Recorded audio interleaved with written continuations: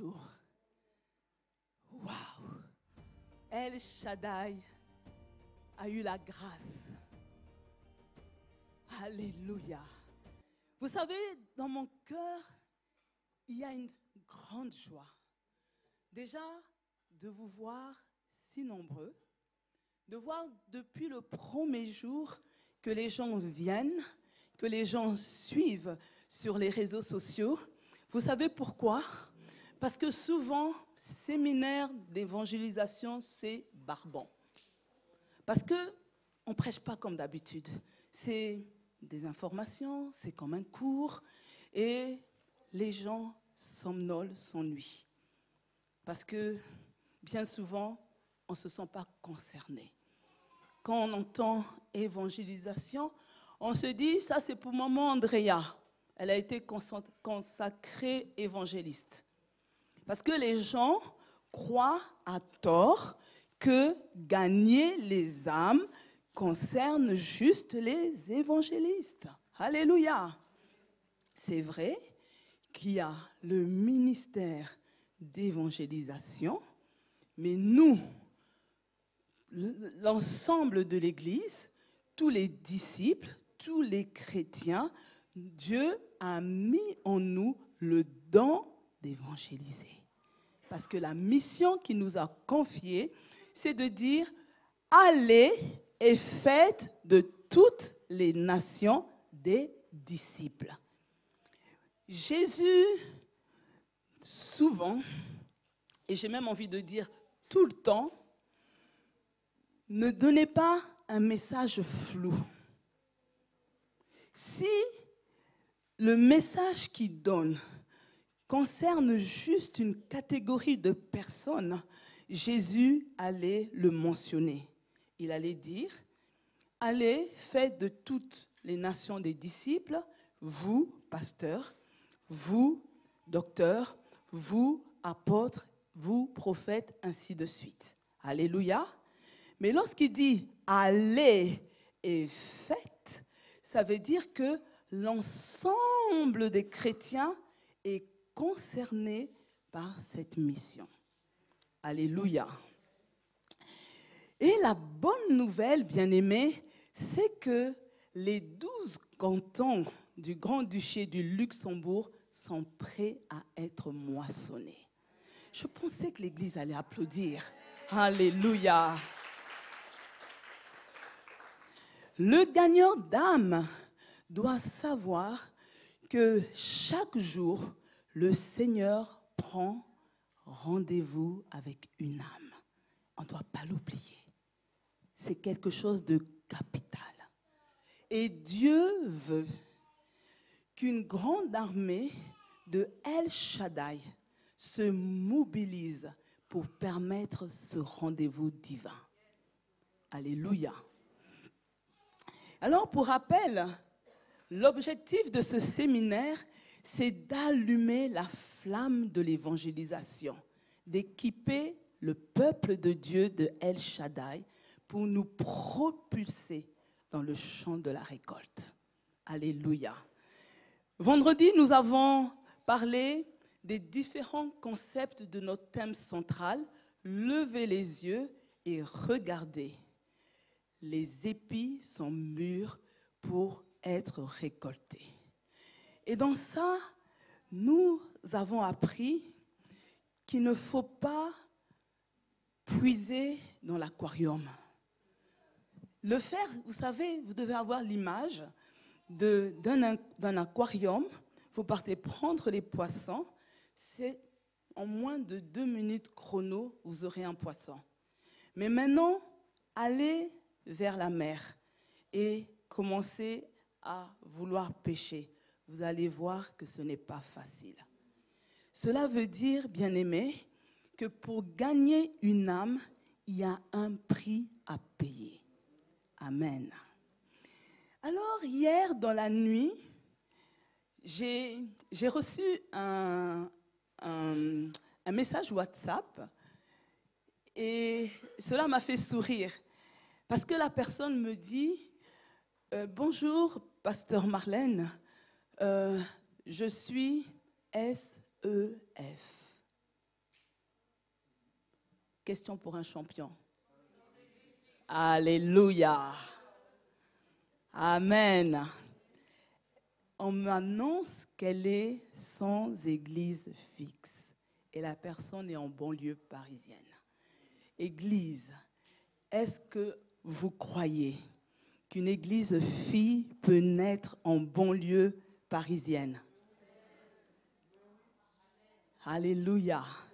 C'est pour ça que les médias mettez l'adresse mail pour que les gens écrivent. Et vous, internautes, n'ayez pas peur. C'est du sérieux. L'homme de Dieu veut entendre la voix de cet homme qui crie « Passe en Macédoine ». Alléluia. Dieu est bon. Le samedi matin, nous avons abordé la question de qui enverrai-je et qui marchera pour nous. Et on a compris que pour pouvoir entendre cette question, nous devons passer par la sanctification. Et cette sanctification va faire que nous soyons capables de répondre « Me voici, envoie-moi ». Alléluia. Samedi après-midi, il a été question du profil biblique du gagneur d'âme.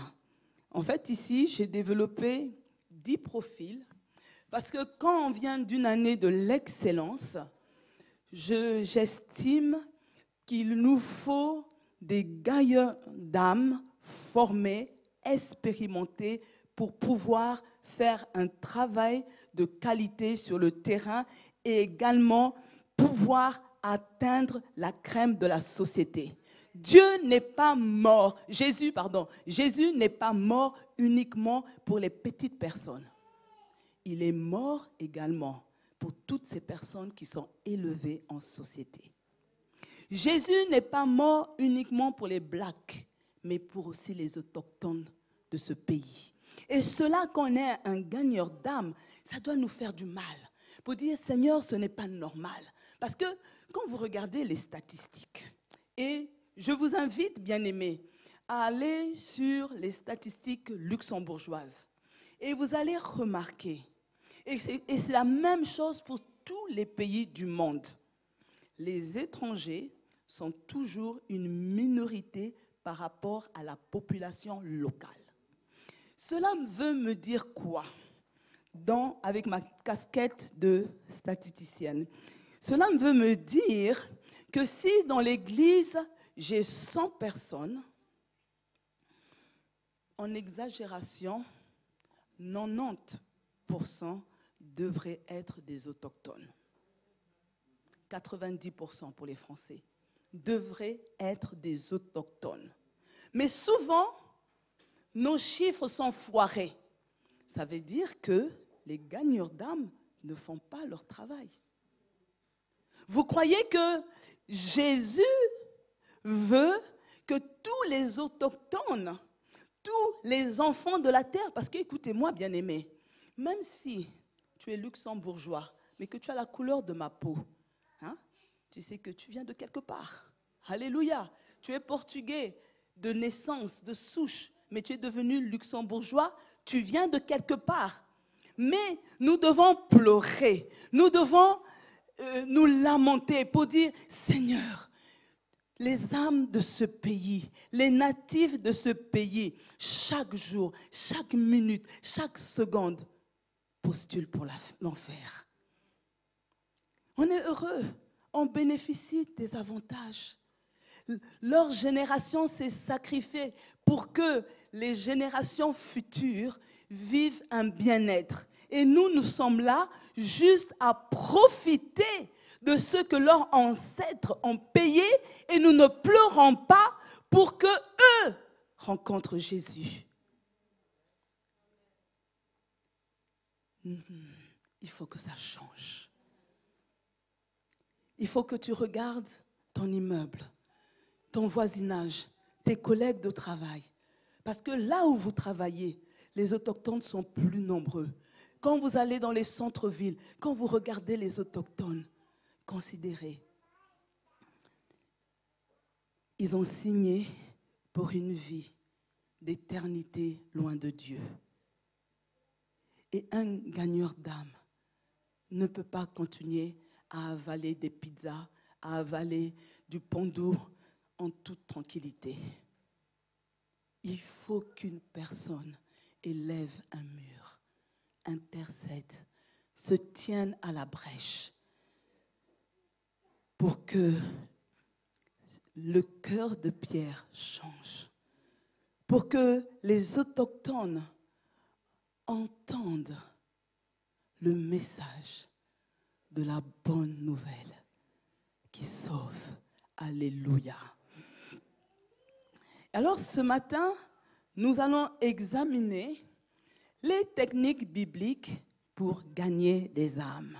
Alléluia. Vous êtes avec moi ce matin? Vous n'êtes pas fatigués? Alors le premier grand point, c'est comment passer à l'action. Vous voyez, depuis vendredi, on a reçu beaucoup d'informations et là, on a envie de dire, oui, mais concrètement, je fais comment pour passer à l'action? N'est-ce pas? Vous n'êtes pas posé cette question? C'est bien beau d'entendre tout, oui, mais comment on fait dans la pratique? Et là, on va essayer de donner, je vais vous donner des éléments pour que vous soyez au point pour pratiquer ce qui a été enseigné. Amen. Alors voici les choses à faire. La première chose à faire, c'est prier pour soi-même afin d'être guidé par le Saint-Esprit. Ça veut dire que lorsque je sors pour gagner une âme, pour chercher une âme, ça ne doit pas se faire à la légère. Je dois prier pour moi-même. Le Saint-Esprit doit me guider. Voici ce que Actes 16, 10 nous dit. Après cette vision de Paul, nous cherchâmes aussitôt à nous rendre en Macédoine, concluant que le Seigneur nous appelait à annoncer la bonne nouvelle. Et si vous lisez les versets d'avant, vous allez comprendre que, en fait, Paul, il était avec son équipe et ils avaient décidé d'aller en Asie. Et il va dormir, Dieu lui montre une vision. Il voit cet homme qui appelle en aide. Et je prie que lorsque vous dormez, il n'est pas seulement question de ronfler, mais que Dieu vous ouvre les yeux spirituels pour voir et entendre. Alléluia. Et vous voyez, quand il reçoit la vision, il n'hésite pas. Et ce qui est surprenant, il reçoit une vision, mais il conclut que c'est Dieu qui veut l'envoyer en Macédoine. Ça veut dire qu'il faut aussi savoir discerner les choses qu'on entend et les choses que nous voyons dans les rêves. Alléluia. Acte 8, 29 nous dit, « L'Esprit dit à Philippe, avance et approche-toi de ce char. » Alors, il faut penser un peu à la scène, visualiser la scène. Vous voyez, il y a un char qui est là et Philippe est en train de passer. Et le Saint-Esprit lui dit, avance, approche-toi de ce char. Le Saint-Esprit ne va pas se tromper. Il sait toutes choses. Il faut se rendre, bien-aimés, dans les lieux qui nous seront dictés par le Saint-Esprit. C'est important. Pour que le succès vous soit garanti, il faut aller dans les lieux que le Saint-Esprit va vous dicter. Alléluia. La deuxième chose à faire, il faut cocher sur une liste le nom des personnes de notre entourage qui sont non-croyantes. Amen. Quand je parle des personnes de notre entourage, je sais que plusieurs ont pensé uniquement aux amis, aux collègues de travail, aux potes. Non, écoutez, souvent ici en Europe, on a des habitudes, on va souvent dans les mêmes endroits. Donc par exemple, si je vais régulièrement à la même pâtisserie, au fil des années, je connais le prénom de la pâtissière, n'est-ce pas? Je vais régulièrement dans tel supermarché et je passe souvent à la caisse de telle personne, je finis par connaître son prénom. Donc, c'est des personnes comme ça aussi, il faut penser dans nos prières. Amen. Alors, qu'est-ce qu'on fait quand on a coché les noms sur la liste? On prie régulièrement pour elles en les nommant et il faut demander à Dieu qu'elles aient une réaction favorable au message de la bonne nouvelle. Amen. Et vous voyez, cette attitude de prier en nommant les gens, vous allez découvrir dans la Bible que Paul le faisait. Éphésiens 1,16 nous dit, je lis la parole de vie, je dis vos noms quand je prie et sans cesse je remercie Dieu à cause de vous. Les autres versions disent, je fais mention de vous dans mes prières. En fait, c'est dire les noms de certaines personnes quand on prie. Vous les nommez. Alléluia. Et l'autre chose qui doit nous motiver à prier pour notre entourage, c'est parce que Jean 13, 35 nous dit, « À ceux-ci, tous connaîtront que vous êtes mes disciples, si vous avez l'amour les uns pour les autres. » L'amour pour nos proches, pour notre entourage non-croyant, doit nous pousser à prier pour leur salut, car ils vont vers la perte éternelle. Si vous trouvez que votre boulangère est sympathique et que la relation s'arrête jusque là, on est égoïste. Parce que nous savons quelle est la finalité de sa vie. Amen. Et donc, ça doit être une motivation parce que au fil des années, il y a un lien affectif qui se tisse avec la personne. Alléluia. Alors, une autre chose à faire, bien-aimés, c'est être capable de donner son témoignage en version très courte. Pourquoi? Souvent, les gens n'ont pas le temps. Il faut aller à l'essentiel. Et je sais que les gens de ma race ont souvent difficile d'être concis. Mais je vous dis que lorsqu'on veut gagner des âmes, surtout les autochtones, il y a des blablas qu'il faut laisser tomber. Il faut aller à l'essentiel. Et alors, voilà des pistes qui peuvent aider à donner son témoignage en version très courte, je dirais même 5 minutes chrono. Qu'est-ce qu'on va faire? Qu'est-ce qui est important dans le témoignage qu'on veut donner? 1. On raconte brièvement sa vie d'avant conversion. Très bref. J'étais un alcoolique. J'étais une prostituée. Ça n'a même pas pris 10 secondes ce que j'ai dit. Alléluia. J'étais un voleur. J'étais plein de haine. Alléluia. Après, on explique comment s'est fait la rencontre avec Jésus. Voilà, je passais, une personne m'a abordé et j'ai été touchée par ce qu'elle m'a dit. Elle m'a parlé de l'amour de Dieu et cela m'a interpellée parce que moi, j'avais plein de haine dans mon cœur et j'ai voulu comprendre ce qu'elle a voulu dire en parlant de l'amour de Dieu. C'est très court.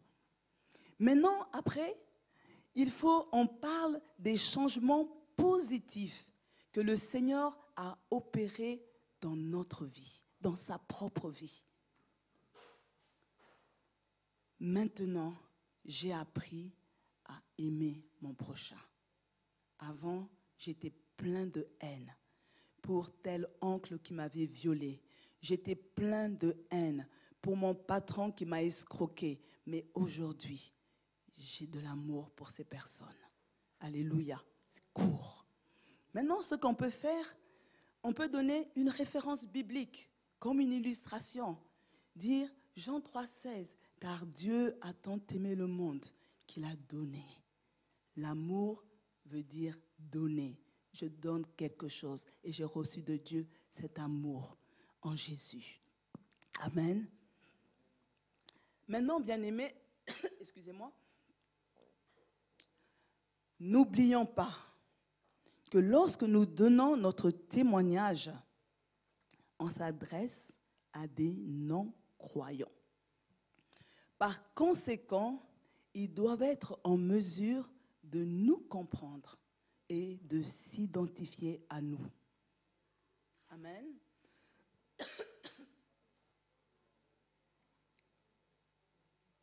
Alors pour ce matin, la dernière chose que je vous invite à faire, c'est de prévoir un brise-glace. Vous voyez, le brise-glace, pour créer un environnement détendu, pour mettre un peu d'humour. Cela permet d'alléger l'ambiance, d'apaiser les angoisses et pour inciter un partage. Excusez-moi.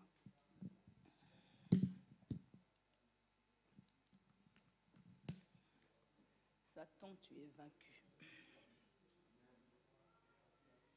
Il est inutile d'avoir des questions. Il est utile d'avoir des questions qui nous aideront à briser la glace et à entamer une conversation avec un inconnu. Amen. Vous voyez, il faut se mettre en situation. Vous arrivez quelque part, par exemple, vous êtes à une fête de mariage et vous êtes là à la soirée, à la table. Et deux fois, les choses ne sont pas encore prêtes. Et sur la table, il y a des inconnus. Eh bien, c'est le moment parfait pour parler. Mais comment commencer? On ne va pas commencer directement. Ah, Jésus t'aime. Ça gâche tout. Mais il faut avoir un brise-glace. Voilà, je vais vous donner des exemples de brise-glace. Il y en a plusieurs. Mais j'ai trouvé que ces exemples-là, je les ai trouvés excellents. Alors, un des brise-glace, c'est de dire à un inconnu, quelle est la première chose que vous faites le jour de Noël? Tout de suite. Vous savez, vous êtes à la saison de Noël. Dès que vous abordez quelqu'un comme ça, les gens sont, vous avez remarqué, la période de Noël, les gens sont joviales, ils aiment parler. Dès que vous allez parler de dire, qu'est-ce que vous faites? La personne va vous amener dans l'histoire de cadeaux, dans l'histoire de voir si la table est bien décorée, s'il y a ci et ça. Alors vous la laissez parler et là vous lui dites, moi, la première chose que je fais, c'est de prier. Parce que la prière, c'est mon mode de vie. Et là, vous attirez l'attention de la personne. Et donc, on est en train de comprendre que le brise-glace, c'est pour susciter l'intérêt de l'inconnu sur ce qui va se passer. Amen. Un autre brise-glace que je trouve vraiment top. Vous êtes quelque part et vous demandez à un inconnu, au fait, quel est le nom de famille de Satan? La personne peut rire. Elle va rire gênée parce qu'elle n'a jamais réfléchi à la question. Et vous aussi, vous riez de bon cœur avec elle. Et là, vous savez quoi? Ça va faire comme si vous vous connaissez depuis longtemps. Et là, vous dites, voilà, moi, je suis membre de la famille de Dieu. Et vous entamez la conversation. Alléluia. Amen. Maintenant, il y a des choses qu'on doit éviter lorsqu'on aborde un inconnu. La première chose, c'est de parler le jargon chrétien. Alléluia. Vous savez, quand on parle patois, on est en train de dire implicitement à la personne, je ne veux pas de toi. Si on est dans un groupe, il y a plusieurs personnes et tu commences à parler dans ton patois parce que tu ne veux pas que les autres comprennent, mais le message que tu fais passer, je ne veux pas de toi. Alléluia. Alors, voici quelques jargons chrétiens qu'on a l'habitude de dire. Tu dois accepter Jésus dans ton cœur. Oui, comment je fais pour mettre Jésus dans le cœur? Jésus est le sauveur. Il me sauve de quoi? Avoir la conviction de péché et la repentance. C'est quoi ce charabia? Et là, le chrétien commence à transpirer. Non, utilisons des mots simples et classiques. Alléluia. L'autre chose à éviter, c'est de critiquer les religions. Et souvent, c'est l'erreur que font plusieurs gagneurs d'âme. J'ai pris 2 exemples qui arrivent couramment.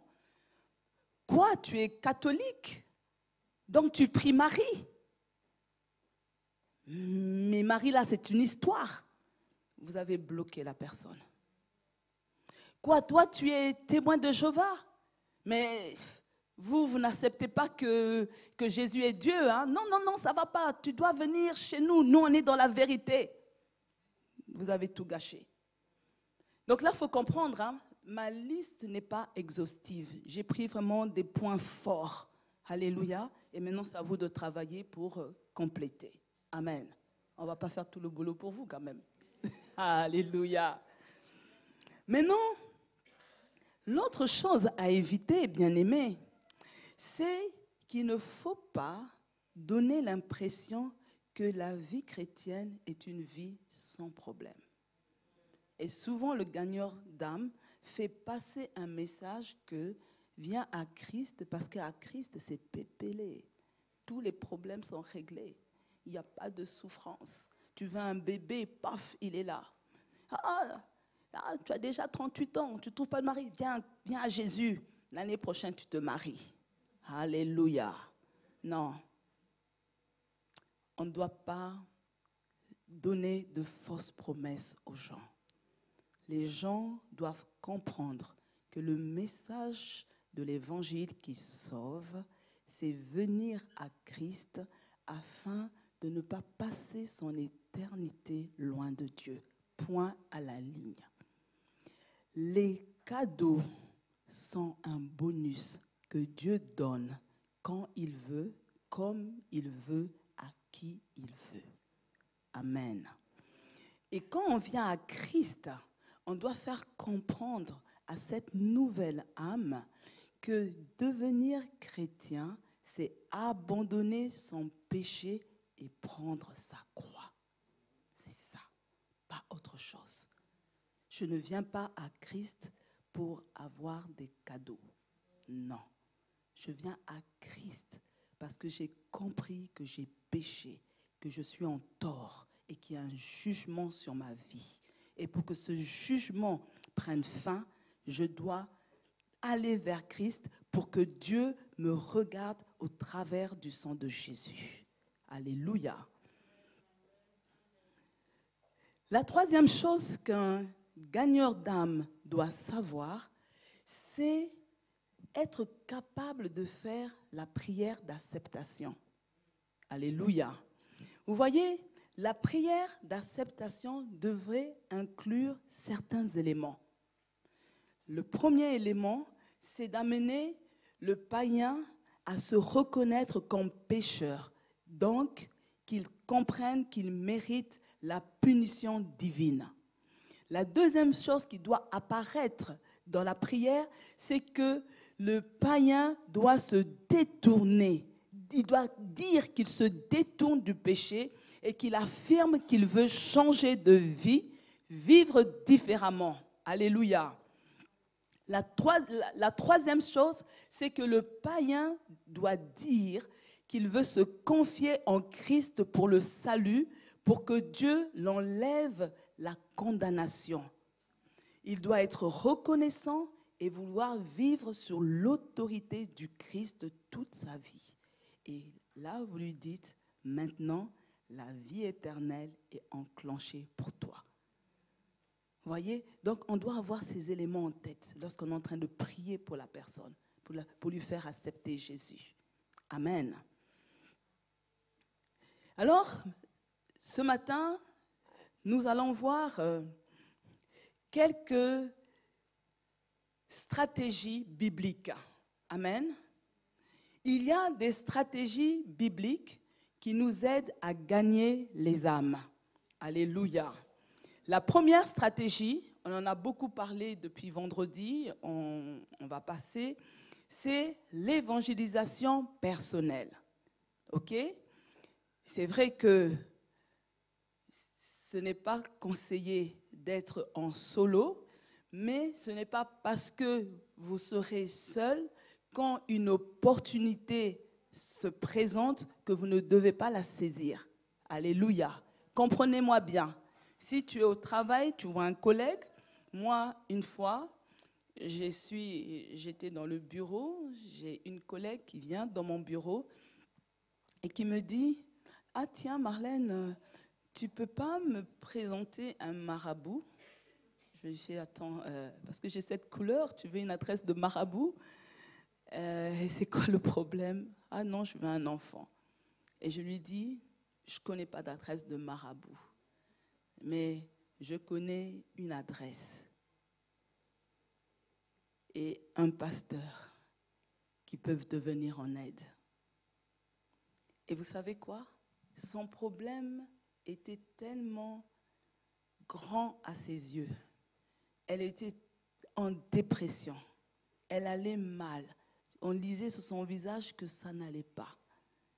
Et quand je lui dis, si ça ne te dérange pas, je te prends rendez-vous. Direct, ah oui, je veux bien. Alléluia. Donc vous voyez, il y a eu une opportunité, mais j'étais seule, j'ai agi. Amen. Mais quand on vous dit de ne pas agir en solo, c'est quand vous décidez d'aller à tel endroit pour évangéliser, de préférence, n'allez pas seul. Amen. Parce que qu'on le veuille ou pas, quand c'est votre entourage proche, c'est quand même des gens que vous connaissez. Donc c'est ça qu'on dit de ne pas marcher en solo. Alléluia. Vous m'avez compris. Et donc voilà, donc vous voyez que l'évangélisation personnelle, c'est une évangélisation où une personne prêche à une autre personne. Nous avons l'exemple biblique de Jésus et la Samaritaine. Résultat, 100% gagnant. Alléluia. Et vous voyez, pour pouvoir faire ce type d'évangélisation, le gagneur d'âme doit avoir confiance dans le Saint-Esprit pour qu'il lui donne la puissance de parler. Amen. Et Acte 8.1 nous dit, vous recevrez une puissance, le Saint-Esprit survenant sur vous, et vous serez mes témoins. On peut être témoin que si on a le Saint-Esprit. Et on a vu hier que l'un des profils qu'un gagneur d'âme doit avoir, c'est être rempli du Saint-Esprit. Alléluia. Et alors, l'autre type d'évangélisation personnelle, c'est par le bon témoignage. Alors, l'apôtre Paul, parlant aux maris, et vous lirez ça dans 1 Corinthiens 7, 14, il fait savoir que l'homme incroyant, non-croyant, peut être sauvé par le bon témoignage de sa femme. La femme prêche Jésus par son comportement. Amen. C'est une technique difficile, mais très efficace. Car Jésus est prêché par notre manière de vivre au sein du milieu non-croyant. Et voyez-vous, bien-aimés, que cela va amener un gagneur d'âme d'être sérieux dans sa marche chrétienne. Pourquoi? Parce qu'il comprend qu'il doit vivre de manière que l'entourage voit que Christ vit en lui. Je vais lire 2 Corinthiens 3, 2 qui nous dit « C'est vous qui êtes notre lettre ». Il parle à chacun de nous. Écrite dans nos cœurs, connue et connu de tous les hommes. Alléluia. Et lu de tous les hommes. Donc, il faut que l'entourage lise cette lettre que nous sommes, qu'on est en train d'écrire, pour que cela ait un impact aux yeux des non-croyants. Alléluia. Nous avons l'évangélisation personnelle à un groupe d'individus. C'est une personne qui prêche à un groupe. Et là, nous avons Acte 10, 27, qui nous dit « Et conversant avec lui, il entra et beaucoup de personnes, et il trouva beaucoup de personnes. » Donc en fait, c'est Pierre qui va chez Corneille. Mais quand on voit bien, c'est le Saint-Esprit qui lui donne une vision et il va chez Corneille parce qu'on lui révèle que cet homme t'a vu. Amen. Et Pierre était seul. Donc pour arriver à faire ça, bien-aimé, cela demande du courage. Amen. Il faut avoir du zèle, du courage pour communiquer le message de l'Évangile.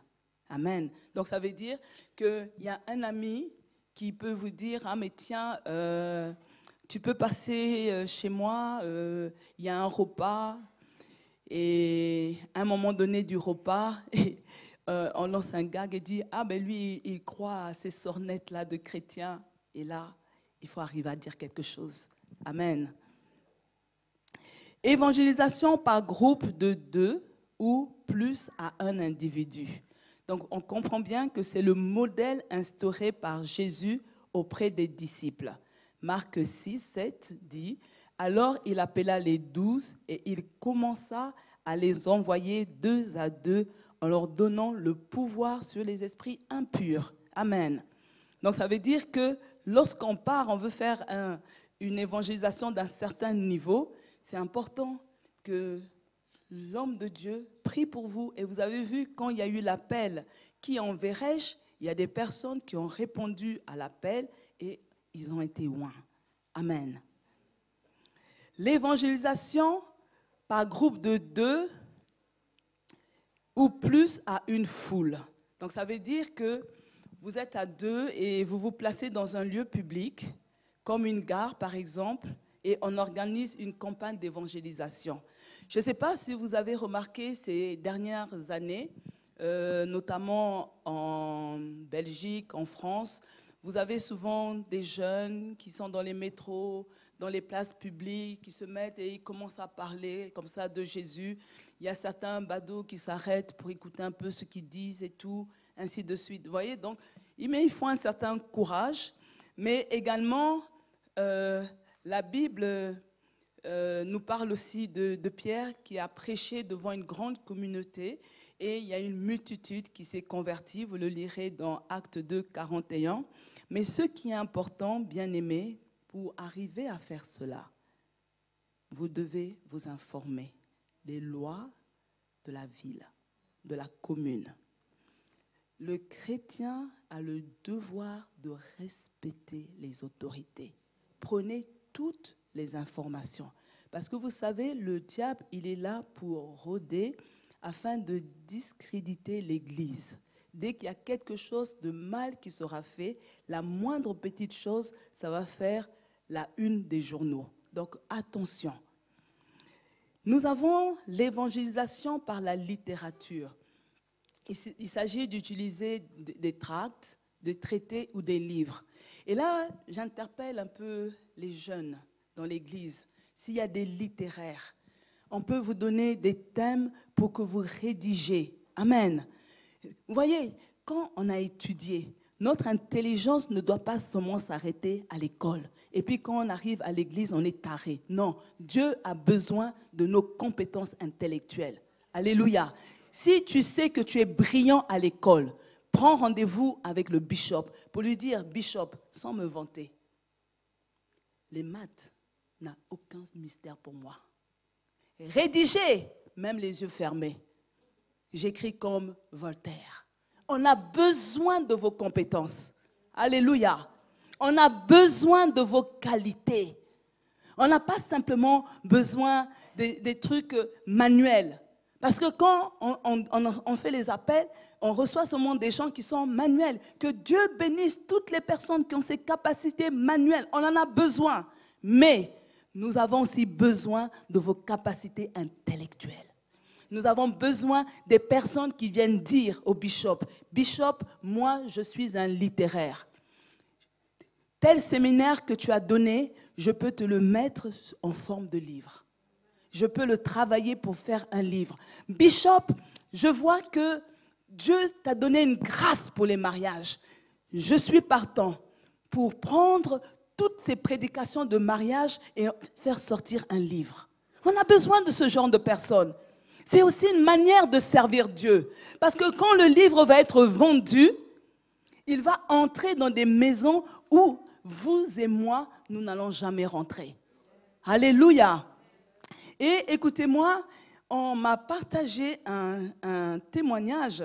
C'est que le pasteur Mathieu à Chimolo, il était en train de marcher dans les rues de Londres quand il était primo arrivant et il est tombé sur une brochure qu'il a ramassée. C'était une brochure chrétienne. Il a lu, parce que voyez-vous, vous les littéraires, il faut arriver à faire ressortir en quelques mots un thème accrocheur, comme de la mort à la vie. Vous savez, ça, quand un intellectuel tombe sur un tel tract, ça fait oups dans sa tête. Parce qu'on sait que dans la logique, ça doit être de la vie à la mort. Parce qu'on vit et puis on meurt. Mais là, quand on commence de la mort à la vie, vous savez quoi? N'importe quel intellectuel va avoir l'envie de découvrir le contenu. Et il y a plein d'autres thèmes accrocheurs et on a besoin de vous.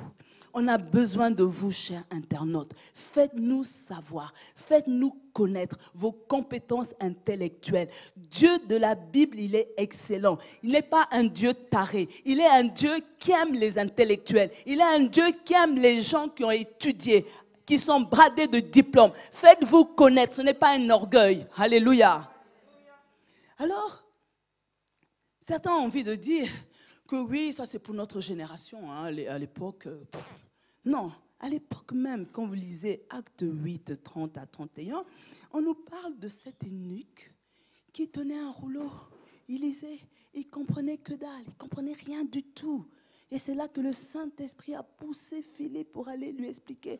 Parce que lorsque quelqu'un va tomber sur un tract, sur quelque chose de court, concis, mais avec un contenu fort, il va chercher quelqu'un qui connaît Dieu. Il va se rappeler, ah mais tiens, cette femme-là, je prends souvent le métro, elle m'avait dit qu'elle était chrétienne. Et elle va venir dire, maman Lily, regarde ce que j'ai lu, explique-moi.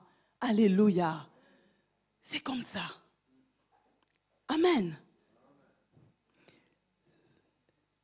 La prochaine évangélisation, c'est l'évangélisation par la voie des ondes. Alléluia.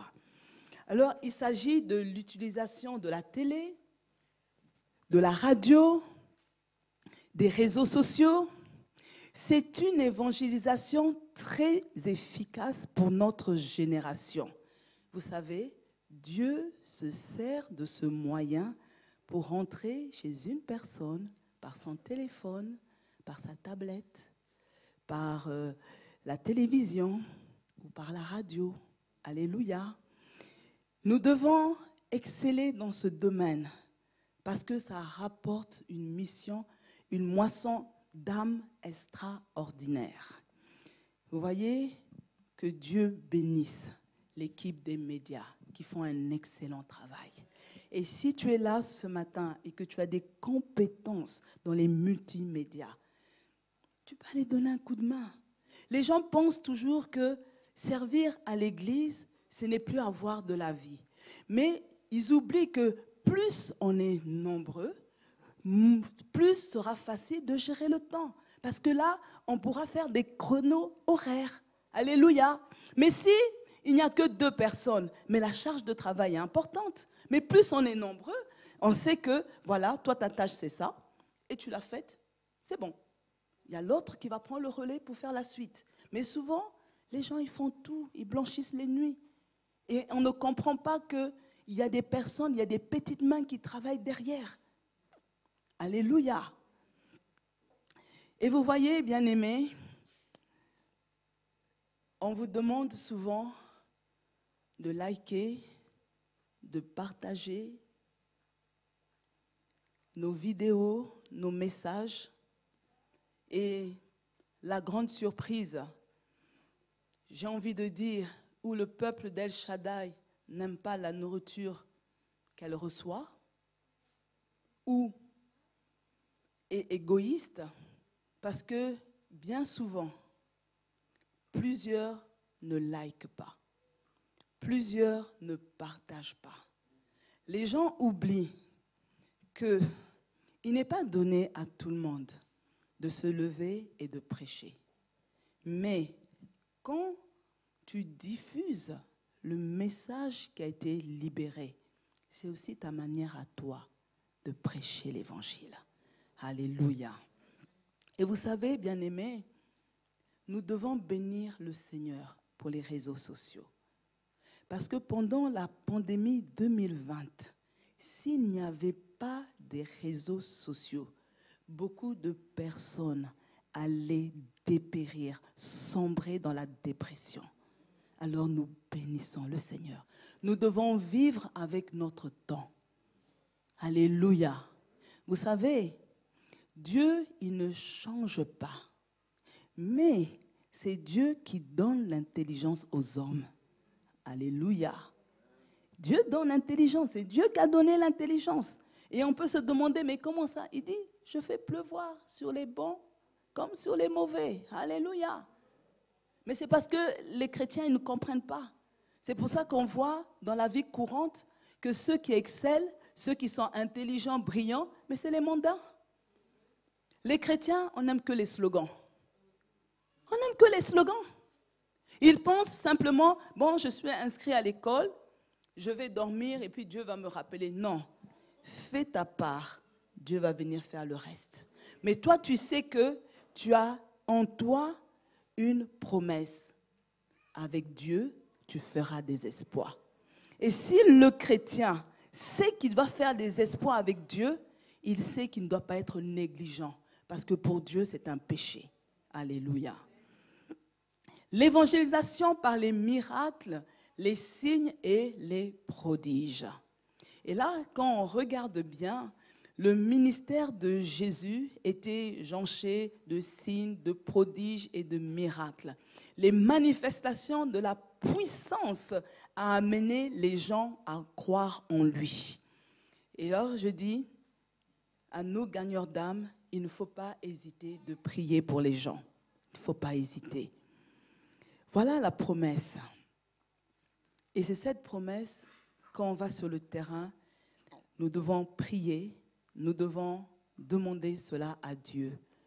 Et maintenant, Seigneur, vois leurs menaces et donne à tes serviteurs d'annoncer ta parole avec pleine assurance, en étendant ta main pour qu'il se fasse des guérisons, des miracles et des prodiges par le nom de ton saint serviteur Jésus-Christ.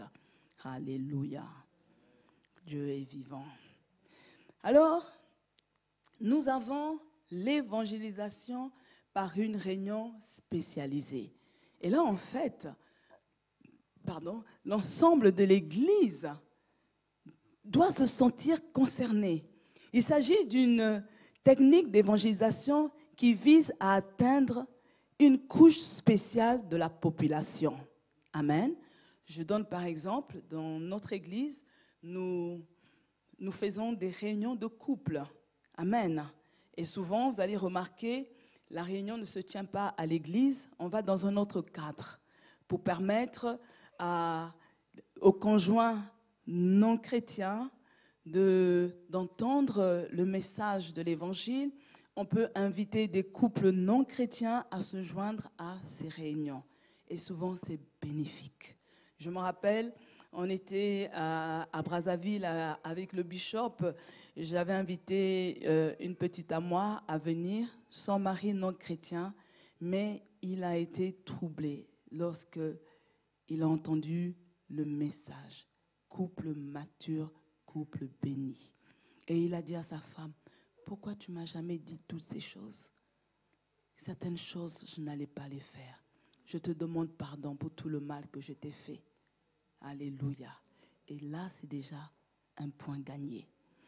Nous avons les réunions des jeunes. Et vous, jeunes, fin du mois prochain, c'est votre week-end. Vous devez inviter vos amis jeunes non chrétiens. Pourquoi? C'est un moyen de leur montrer que être non chrétien, ce n'est pas un ringard. Alléluia. Ce n'est pas pour les vieux. Mais en étant jeunes chrétiens, on s'éclate aussi entre nous. On danse. Il y a les compétitions de danse. On s'amuse entre chrétiens.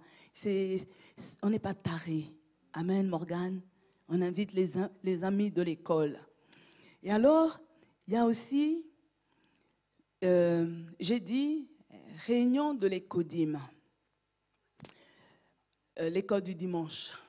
Ce qui se passe, c'est que dans la tête de beaucoup de chrétiens, ils pensent qu'un enfant n'est pas capable d'être gagneur d'âme.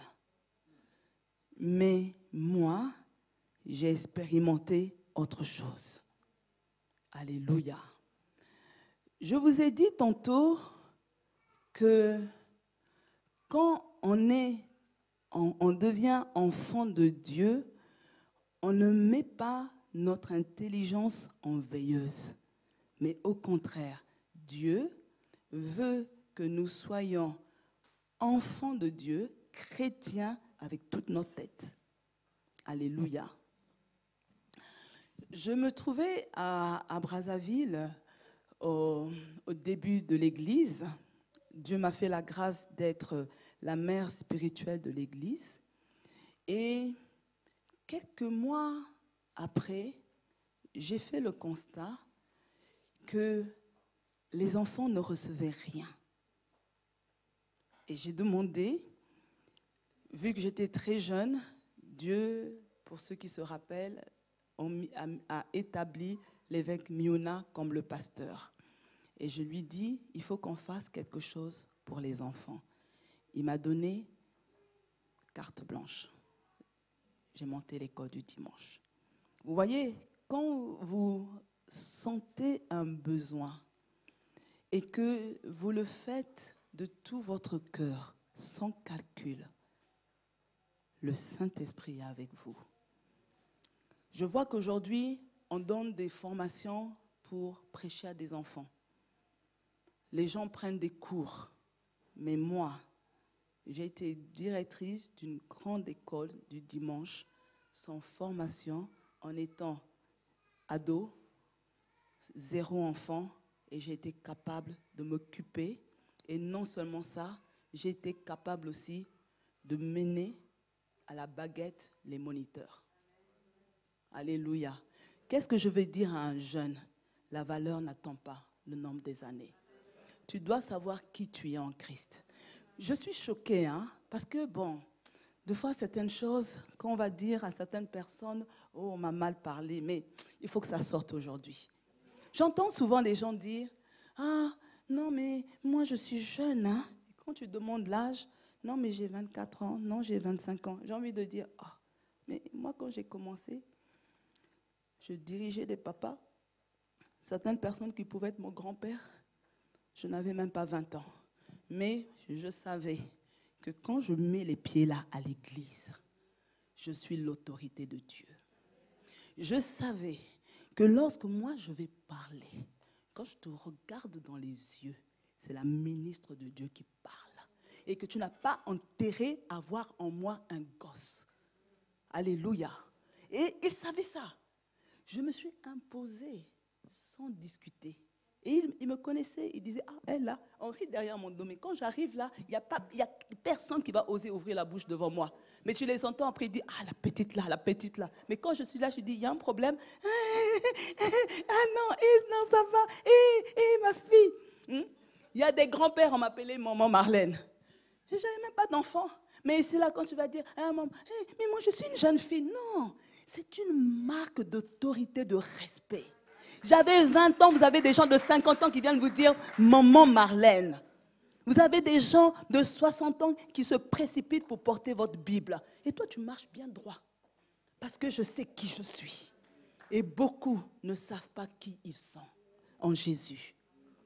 Et c'est pourquoi les choses ne marchent pas.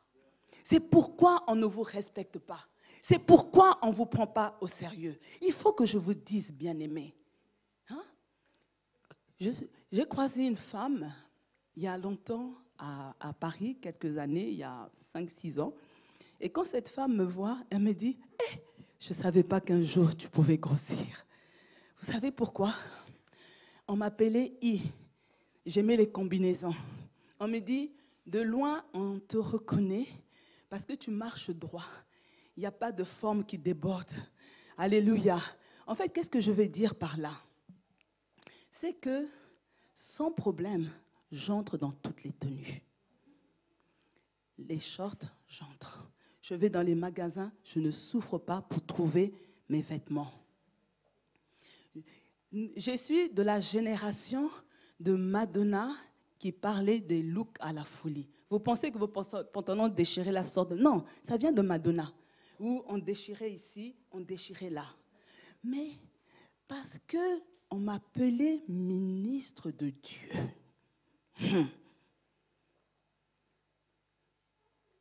je ne pouvais pas me permettre à venir faire un culte, à venir modérer, à venir prêcher en basket jean. Alléluia. Et je veux vous dire, bien-aimés, ce qui s'est passé, on savait que j'étais étudiante, élève.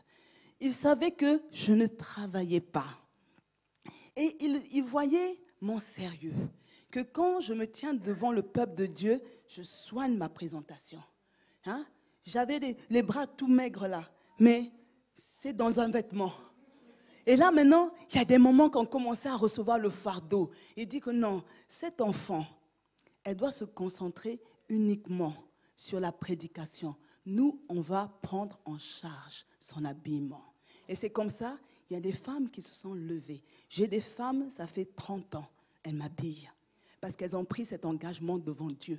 Il me dit, je veux que quand tu te tiens devant le peuple de Dieu, que tu sois toute coquette. Alors c'est pour ça, vous ne me verrez jamais venir me tenir ici avec une robe bustier. Mais j'ai des robes bustiers. Parce que je sais, ici, je suis dans tel milieu. Mais le problème aujourd'hui, les chrétiens ne savent pas différencier de quel milieu où je me trouve. Une fois, j'étais en Barcelone, en vacances, en famille. J'ai mis mon short, je marchais, et puis tonton là, pasteur Marlin, je fais, même ici. Et maintenant, j'étais gênée là, j'étais en short. J'ai dit, même ici. Avec un haut fine bretelle, je fais, et mon mari m'a dit, tu ne savais pas que tu étais célèbre. Vous savez quoi? D'habitude, sans problème, je me mets en maillot. J'ai dit, je ne choque pas les gens. Mais maintenant, là, j'avais un paréo parce que j'ai dit, bah, c'est dangereux maintenant. Alléluia. Nous devons savoir qui nous sommes. Le respect ne s'impose pas, mais il se mérite. Vous devez chercher à gagner le respect des gens. C'est toi. Et le problème est en chacun de nous. Tu dois savoir qui tu es. Quand tu viens à l'église, si toi tu ne te prends pas au sérieux, les gens ne te prendront pas au sérieux. Mais vous savez, j'ai commencé à servir Dieu jeune. Mais avec mes copines, on allait à la piscine. On s'éclatait. J'ai eu ma vie, mais je sais que maintenant là, ministre de Dieu, tu ne viens pas me parler n'importe comment. Et toutes ces mamans-là, elles savaient. Alléluia. Ce n'était pas prévu, je ne sais pas pourquoi. C'est sorti. Que Dieu bénisse la personne qui en avait besoin. Et vous voyez, au niveau de l'écodime, j'ai passé mon enfance en France et une des choses qui m'a marquée, qui était le rêve de petite fille, c'est d'aller voir le spectacle de Chantal Goya en live. Alléluia. Et ce spectacle, Aujourd'hui, un chasseur a tué, aujourd'hui, un lapin a tué un chasseur, Marie-Louise, vous voyez. Et je me suis inspirée de ça pour le monter avec les enfants, avec des chants chrétiens, avec des danses, avec des petites scénettes. Vous savez ce qui s'est passé? Parce qu'il faut avoir l'intelligence de prendre ce qu'on voit dans le monde et de l'adapter. C'est aussi l'intelligence. Alléluia. Et là, j'organisais 2 spectacles par an, à la période de Noël et à l'approche de la fin de l'année. Les premiers résultats ont été fulgurants. Nous avons gagné beaucoup d'âmes. Vous savez pourquoi? Ceux qui étaient en scène, c'est les enfants. Quand on fait le spectacle, ils invitent les oncles, les tantes, leurs cousins, les amis d'école qui viennent. Après, les cousins, les amis embêtent leurs parents pour dire au prochain spectacle, je vais être sur la scène. Et donc, on a eu des enfants dont les parents étaient païens et qu'on venait déposer à l'école du dimanche. Parce qu'ils savaient qu'il fallait un minimum d'absence pour pouvoir faire le spectacle. Parce que là, on est en train de se demander, oui, mais le spectacle était comment? Je vous dis, par exemple, je prends 2 enfants. Je vois un enfant qui a déjà perdu les dents et avec un autre qui lui dit, par exemple, « Ah tiens, bonjour Grâce, mais qu'est-ce qui se passe? Tu as perdu tes dents ?» Elle dit « Oui. » Et puis l'autre l'encourage, « Non, ne crains rien. Elles vont repousser. » Et là, on introduit maintenant un message de Dieu. En son temps, Dieu sait ce qu'il fait. Et les enfants commencent à chanter. Et la salle est là, waouh! Et après maintenant, une autre mise en scène pour aborder le problème du péché. Et là, il y a un enfant qui s'approche et qui lui dit, « Mais qu'est-ce que tu as fait?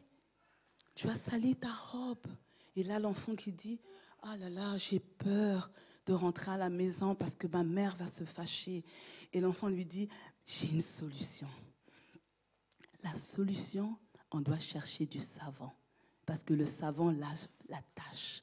Et puis, il y a un autre enfant qui vient dire, « Ah, ok. Donc, le savon est comme le sang de Jésus qui efface le péché. » Vous voyez? Et là, on fait chanter les enfants. Et vous voyez? Alléluia. Oui, vous pouvez applaudir parce qu'il fallait de l'intelligence pour mettre ça en scène. Alléluia. Ah oui, moi je le dis, je suis intelligente. Alléluia. Je suis intelligente, Pauline. Alléluia. Prouve-moi que tu es intelligente. Alléluia. Je vous mets au défi. Prouvez-moi que vous êtes intelligent. Ah mais oui, il faut faire quelque chose. Vous le prouvez. Moi, les preuves vont parler pour moi. Je suis intelligente. On ne va pas me la faire. Alléluia. Et là, vous voyez, les parents sont dans la salle. Les oncles sont dans la salle. Certains enfants même ont eu l'audace d'inviter un instituteur. Quelqu'un, et vous voyez, des fois dans les familles, il y a un parent qui est ministre, qui est haut cadré, ils sont dans la salle. Et vous voyez, ces petits messages commencent à venir à taper dans la tête. Tiens, qu'est-ce qu'on veut dire par là? Vous voyez? Mais tout se fait comme si c'est une ambiance bon enfant. À la fin, il y a un petit cocktail, on donne des croquettes à boire. Et vous savez quoi? On présente après le pasteur de l'église. Et on dit, s'il y a des personnes qui veulent parler avec le pasteur, n'hésitez pas, il est là. Et le lendemain, dimanche, parce qu'on fait le samedi, l'église est pleine de nouvelles personnes. Et c'est comme ça, dans l'église, on a eu la jet set de la ville de Brazzaville. Et vous ici, on n'a pas de gens intelligents à l'église. Toi, tu es intelligente? Prouve-le-moi. Alléluia. Alors, vous avez les réunions VIP et vous pensez au full gospel. Je vais passer parce qu'il y a des éléments que je voulais parler. On a expérimenté aussi l'évangélisation par la musique. Vous voyez, dans notre église, nous avons des gens avec de belles voix. Et les gens aiment la musique. Les païens aiment la musique. Et ce qu'on faisait, 1 à 2 fois par an, on prenait une salle comme ça et on préparait un temps d'adoration prophétique. Les chantres étaient préparés. On commence, c'est des chants qui font danser, où les gens se trémoussent, mais petit à petit, ça commence à être des chants qui parlent du message de l'Évangile. Et les gens sont plus attentifs. Mais là, on met au micro des personnes qui ont une bonne diction. Parce que des fois, il y a des gens, quand ils chantent, on dit « on a mis » le verbe mettre, le sang de Jésus, mais vous, vous entendez « mon ami, le sang de Jésus ». Ce n'est pas la même chose. Hein? Donc, il faut des personnes qui ont une bonne diction. Parce que souvent, quand les gens chantent, on entend en phonétique. Mais on a besoin de bien capter chaque mot. Et là, ça fait dingue dans le cœur. Alléluia. Vous avez l'évangélisation par la prière. Ça, c'est le travail de l'intercession. Je vais passer. La troupe théâtrale, les gens rigolent, mais il y a un message qui est derrière auquel les gens s'identifient. C'est pour ça, si vous êtes des acteurs de bons comédiens, n'hésitez pas à venir regagner. Donc, l'évangélisation par invitation, c'est inviter les gens aux différentes réunions de l'Église. Quand il y a des séminaires, quand il y a des conventions, on invite la personne pour dire « viens ». Hein? Et là, vous voyez, c'est le style « viens et vois ». Alléluia. Et vous pourrez lire Jean 1, 46. Alors, je ne saurais terminer sans vous parler de l'évangélisation par nos dons. Parce que si tu es là et que vraiment, finalement, pour toi, c'est de dire, vraiment, pasteur Marlène, pardon, moi, l'affaire là de parler à un inconnu, c'est pas mon truc. Ok, d'accord, mais tu peux évangéliser avec ton argent. Ça veut dire quoi? Nos libéralités aident d'autres gagneurs d'âme à prêcher le message de l'Évangile. Quand on parle de libéralité, c'est ce qu'on donne en plus de la dîme et des offrandes. Alléluia. Et là, vous voyez, ça va permettre qu'on envoie des gens à des endroits où vous ne pouvez pas aller. Vous voyez, sous d'autres cieux, où vous avez des gens qui ont compris. Tu vois, en début d'année, ils s'approchent du pasteur titulaire pour dire pasteur, j'aimerais savoir le calendrier de voyage pour cette année. Vous allez partir où? Est-ce qu'il y a des destinations qui sont déjà arrêtées?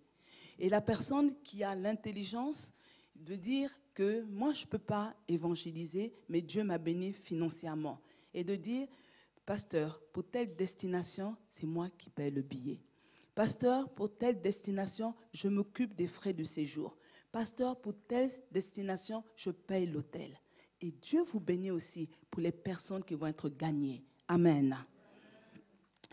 J'ai beaucoup parlé et on va conclure. Dieu veut nous donner des idées à faire pour nous guider à faire une bonne évangélisation de qualité. Vous voyez, bien-aimés, toutes les techniques qui ont été données ont besoin du cachet divin et demandent une préparation sérieuse. On ne doit pas monter la chose olé olé. Non, ça doit se préparer. Et là, on va recevoir le résultat attendu. Gagner des âmes. Vous voyez, il faut du temps. Vous voyez, il y a pour certaines personnes, ça peut se faire rapidement. Parce que vous voyez, la personne a un feeling, elle est très intelligente et elle sait que je suis à l'église, je n'ai pas mis mon intelligence en veilleuse, mais je suis chrétien en étant intelligent. Amen. Et là, on met vite les choses en place. Et également, il faut avoir la capacité de discerner pour choisir le moment, la période de l'année, pour que l'efficacité soit garantie. Mais bien aimés, ce que nous devons savoir, c'est qu'avoir une bonne technique ne suffit pas. Il faut l'utiliser. À bon entendeur. Alléluia. Est-ce qu'on peut se lever? On va prier. Alléluia. Si les chantres peuvent se lever, on va aller vite. Hein. Le temps est passé. Je vous ai pris 5 minutes. Alléluia. Comment ça va? Hein? Allez, bougez un peu, bougez un peu. Hein? Je vous sens là, c'est comme si une bombe est tombée sur vous. Alléluia. Gloire à Jésus. Alors nous allons prier que le Saint-Esprit nous révèle la technique appropriée pour chaque cas d'évangélisation. Pourquoi? Parce que Dieu ne travaille pas comme un automate. Alléluia. Dieu n'est pas un robot. Pour chaque situation, il y a une technique appropriée. Nous devons être à l'écoute du Saint-Esprit. Que Dieu nous révèle cela. Nous pouvons prier, bien-aimés. Alléluia. Gloire à Jésus. Alléluia. Seigneur Dieu de gloire. Seigneur Dieu de puissance. Oui, ce matin, Seigneur, nous avons entendu des techniques. Tu nous as montré, Seigneur, les bonnes choses à faire pour pouvoir aborder des inconnus. Seigneur Jésus, nous venons ce matin devant toi pour que le Saint-Esprit nous révèle la bonne technique. Nous ne voulons pas faire du copier-coller. Nous savons, Père, que toute grâce excellente vient de toi, le Père de lumière, chez lequel il n'y a ni changement ni ombre de variation. Père éternel, ce matin, Seigneur, je viens, Seigneur, être disponible devant toi. Fais tomber les écailles de mes yeux, que ce voile soit déchiré, afin que je puisse voir ce que je dois faire efficacement pour que les âmes viennent dans l'église. Seigneur, donne-moi des astuces, donne-moi, Seigneur, des moyens qui vont faire que les âmes viennent, que ma technique soit positive. Oh Seigneur Jésus, nous avons besoin de toi. Nous avons besoin de toi. Nous avons besoin de toi. Nous voulons que les 12 cantons du Grand-Duché du Luxembourg soient gagnés pour Christ. Seigneur, nous voulons, Seigneur, que dans les prochaines années,